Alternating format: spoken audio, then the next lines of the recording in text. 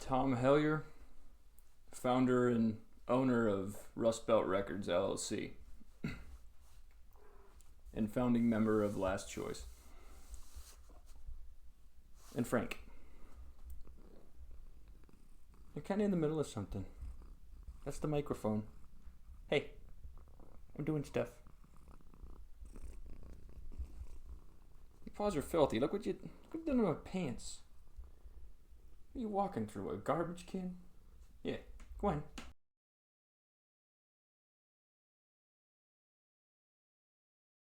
I chose music because it's always been something that's in the background of my life. I could sing before I could talk. I would like mumble along with words to songs on TV or movies or whatever.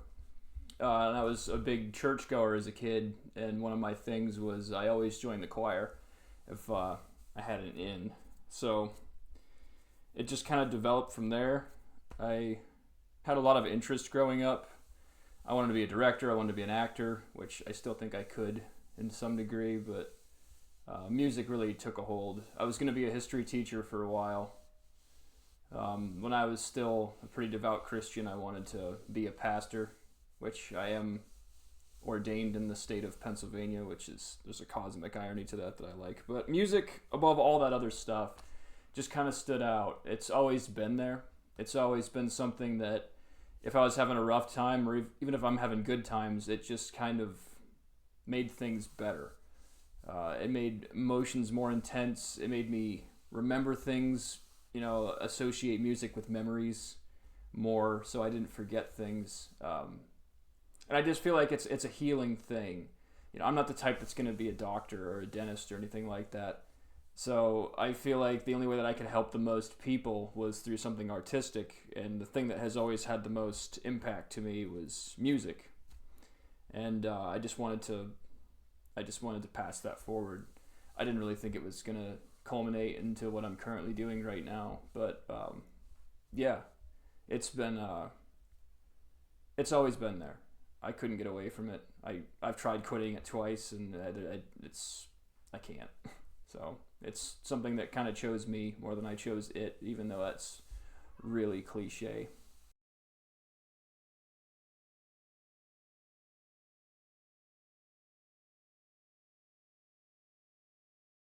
I decided to produce my own music mainly because I've been at this since I was 16, 17, so well over 10 years now. 'Cause I'm 31 now. And it really wasn't about not being able to be signed to a regular label. It's that there are no labels where I'm at. Where I'm from is, Rust Belt, Pennsylvania, man. I mean, there's no record label to speak of for an act like my band's. There's just no way. There's no way you're going to get signed around here, even to an independent label. They just don't exist in this area in the way that we would need them to. And really the main driving force behind all of it was I got in this band that I'm in now called Last Choice, and when we really started recording things and started making any kind of final product, if you want to call it that, it had this X factor that I don't hear in my music when I'm alone or when I've played with people in the past. It's always been this, can I help you? Huh? What are you doing? Sorry about the cat. Don't hurt yourself jumping down. So, continue what I was saying there. It really wasn't fully my choice to produce my own music. We came together as a band, and I'm the only one that has any kind of formal education in business, which I kind of wish I'd paid attention more in school now. I know enough to feel comfortable with what I'm doing, but the band decided that I would be the right person to do it, and it would be smart for just one person to have their name on everything. And I agreed. I didn't want them having to deal with a lot of the headaches that I'm going to have to deal with and that I have been dealing with forming this. This has been a very educational experience, to say the least. And I think that was a part of it too. I wanted to learn how everything is produced and how it's distributed, and uh, if I'm really capable of doing it. And I think I am. It was this big challenge that I wanted to go after, and I'm doing it for the right reasons for the people that I care about and the band that I'm in. But it's also, I want to bring local musicians where I'm from, which is, it's kind of a rundown area. I want people around here to be able to play under one flag. I want to be able to bring artists and graphic designers and even set piece designers, whatever we can find in this area that's going to augment the experience of all the music that's going to be under this label.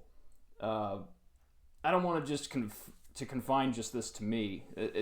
So much of music, even though I chose it as my path, it's not really about me. It was really about taking care of the people that I'm playing music with, that I'm trusting my intellectual property with, but it's also branching out there and making sure that other artists are getting the same opportunities, regardless of where they come from. I just feel like it's the most noble endeavor that someone of my caliber can go for, because I don't know if I would describe myself as overly noble, but yeah, I hope that answers why I decided to produce my own music. There's a lot of reasons. I want to help people, starting with the people closest to me, and then I want there to be a reason people come to this area or people stay in this area after growing up here, because there is something here. And right now it just doesn't feel that way.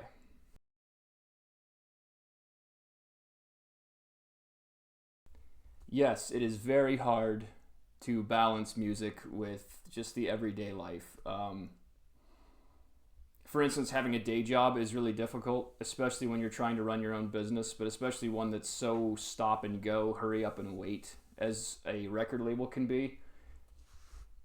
But outside of the record label stuff, just pursuing music on its own, I mean, you have to work a day job, you gotta pay rent, you gotta eat, uh, and that just doesn't pay the bills when you're playing music at first. You're playing for free. Music is a money pit until your fans decide basically that no, it's not anymore.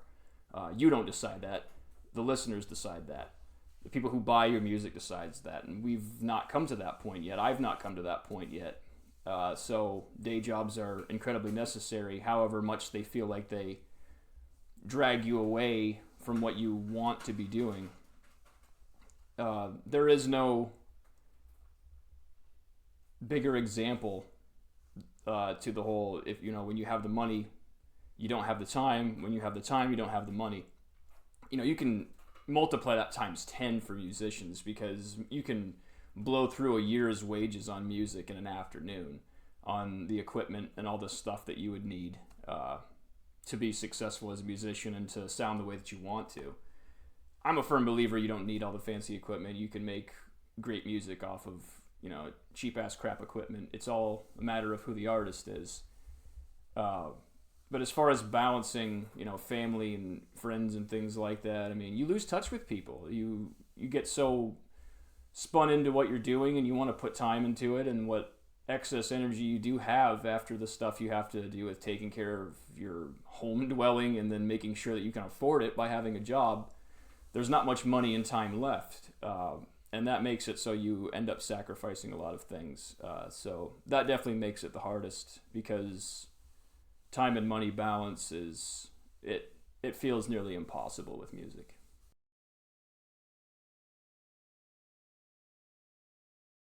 The hardest part about owning a record label, at least at this stage, is you get nickel and dime to death. And what I mean by that is there are so many organizations and so many government departments that you have to pay and check in with, that it doesn't matter how much you save. People are going to tell you, save like $10,000, $20,000.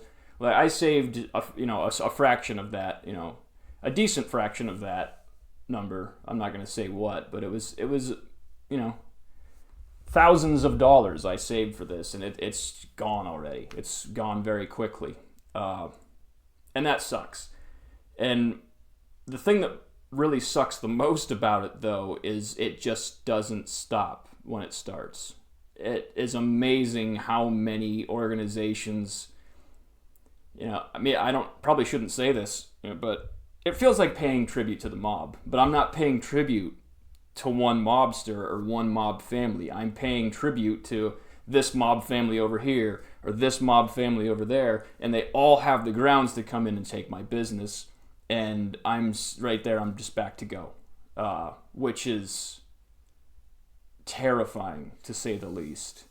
And I have to leave things half done. That's what bothers me the most right now is I've hit a wall financially to where it's like, all right, we just got to go back to playing shows and making music, guys, because carrying this business part forward any further makes no sense. I'm out of money, and on top of it, there's no way that it's going to be sustainable if I keep bringing on more monthly expenses for it. And there's a weird pacing that has to come with all of it. And I overextended myself on a couple areas starting out, but I think that my gradual steps were pretty good. But I had great planning. I had savings, and it still didn't matter. It still didn't matter. Reality is going to come in and rear its ugly head with the time money thing once again. It's just it's unfortunate. It sucks a lot of the magic out of the dream. You really do feel like a suit and an asshole and like somebody that has to really treat it as a business more than a passion at times. And I was not ready for that. That has bothered me a little bit. But I'm getting over it. I'm still a musician at my core, and I know that the producer personality that I have to adapt will likely never take over to any major extent because this is not who I am at my core. And that can be kind of difficult too. But I am a person who likes to enterprise. I'm a person who loves business, so it's exciting in that sense. But there's certain roles you have to play when you're running a record label totally on your own at first that I wish I could hire out. But that's just not where we're at right now. But yeah, getting nickel and dimed and just keeping up with how many organizations. I mean, first you've got the tax stuff and then the business name stuff, and you got copyrights, and then you have trademarks, and then you have streaming codes that you have to put things on Spotify, and then you got to deal with the FCC, and then the IRS is up your ass because you have to file every quarter when you're in a business like mine. It's just insane what all goes down in a matter of a month with this business for me, because I wake up like in fear, like on a weekday of like, all right, what government organization is going to call me today and tell me that I'm fucking things up, and scare me into basically, it's that mob thing. It's like, fuck you, pay me, that sort of thing. And it scared me at first, but it's kind of exciting now. I try to stay ahead of all that stuff, which is very difficult with limited funds and limited time. But it's becoming a little bit more of a thrill ride, but it still sucks.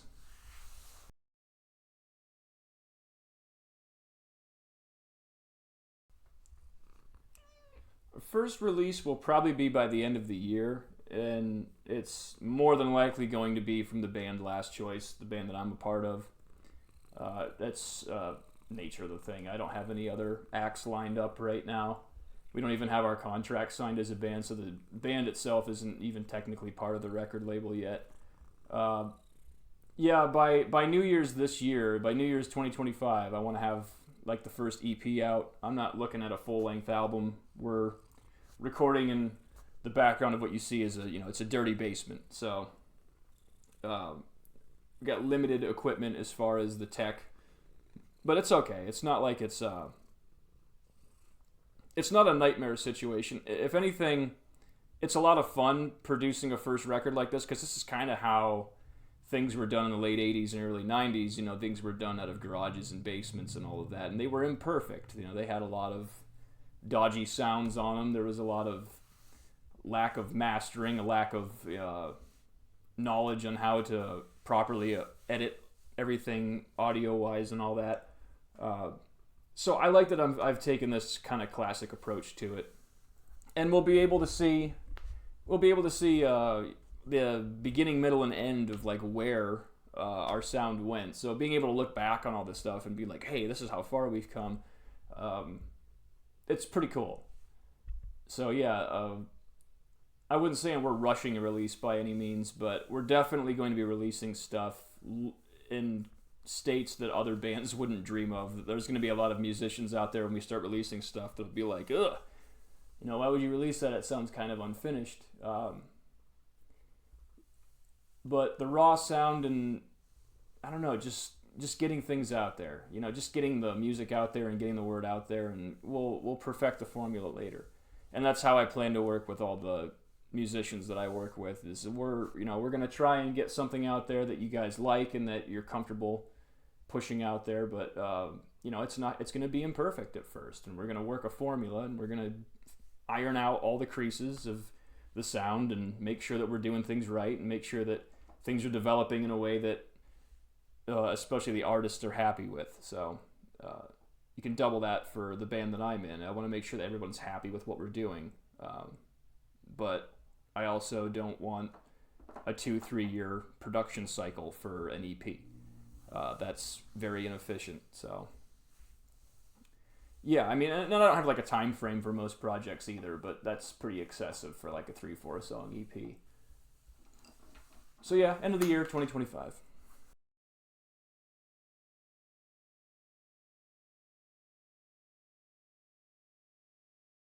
Yeah, I'm happy with how things currently are, musically speaking. I would say that, I would be remiss to say that I wish that I was in a little better of a position. I wish I had a little more, privilege. I wish I had a little more financial backing in all of this from other sources. But I'm also glad that I don't, because then people try to come in with their ideas and their money, and I'm not interested in that. I'm interested in what me and the band and whomever is a part of the actual organization who's actually contributing to it. But yeah, the really cool thing about all of this is when I was 17, I pictured things like this. I pictured playing in a band, and we would start out from a basement or a garage, and we play these underground shows, which is what we're doing right now. We've got one this weekend. And it really is a dream come true in the sense of like the stepping stones of what I thought it was going to be are actually coming true. And that doesn't happen for a lot of people. When you have dreams, a lot of the time, things rarely play out the way that you picture it. And for this to kind of play out the way that I've pictured it, like we've got really good chemistry as a band, and it's really playing out this way that I pictured it in my head. It's really cool. But yeah, I mean, I have my issues with stuff. I mean, who doesn't at any stage of life? But as far as being happy with things are as they are right now, yeah, I wouldn't trade this for anything.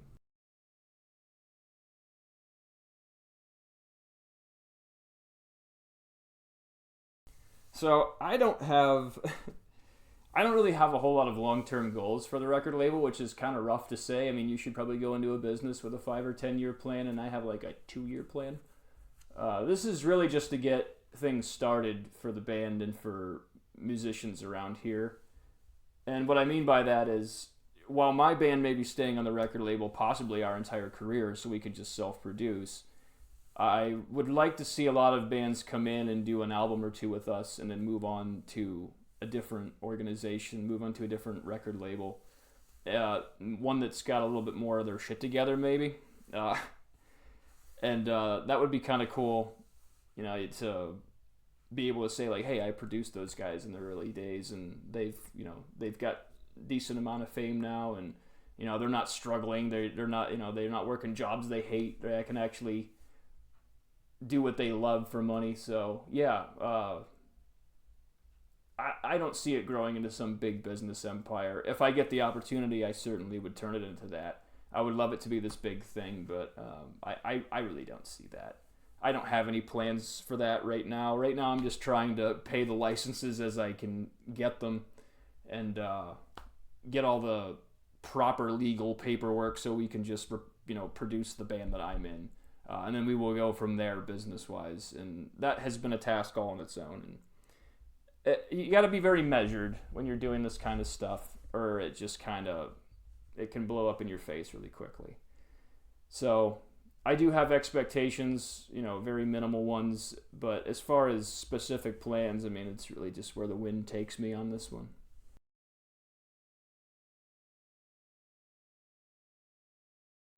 Yeah, it's an odd question, but yeah, you make a lot of sacrifices when you pursue music. I think the biggest sacrifice I've made was not sticking with a job for a long time, because I've had several where I was at this crossroads in life where, like, if I stick with this job, I can probably work this job 10, 15, 20 years, maybe the rest of my life. And I can have, you estimate in your head, your yearly wages and what you'll be able to afford and what life you'll be able to live and all of that. And every time I would do that, I'm like, I don't want that. I want to play music. I don't care if I live in a fucking cardboard box. I want to play music. Uh, and the deeper I get into this job, the less I'm going to be able to do that. I'm going to be wrapped up in this. I will become the job, because if you're a good worker, that's what happens. You become who you are when you're, earning money to survive. Because if you're the best at what you do, you're likely going to live relatively comfortably. But I couldn't do that. I couldn't do that with anything other than music. My passion and my drive really wasn't in the other stuff. I mean, I've lost relationships because of not having stability. I've lost friendships because they've gone a more simple life route, and that's not what was meant for me. I've moved to different cities, and that did not work out for my music career. I lost a lot of time when I could have been back here doing what I'm currently doing. And I don't regret that stuff. I don't regret anything that I've done as far as the choices I've made leading to this point. If anything, I would probably do it all over again, but I would do it in a different succession. But it all made me who I am to get to this point. So I have very little regrets over the sacrifices I've made. But were they worth it? Yeah. I live a great life right now. A lot of people would probably look at my life and go, you don't really have much as far as what people would measure as success. I mean, I'm on a rising band right now out of the underground, but I've got great things around it. I mean, I live in a house where it's been my home forever. It's a place I could always come back to. Making music here is a dream come true. I'm in a good relationship. I have great friends. I'm never bored. All my needs are met. I really can't complain. I know people that have way worse lives than me. But I feel fulfilled. I feel that I've done everything I could with what I've had to push myself forward. And that required losing a lot of things and a lot of people. And I lament it sometimes. There's times where it does bother me. But yeah, I would say it's been worth it.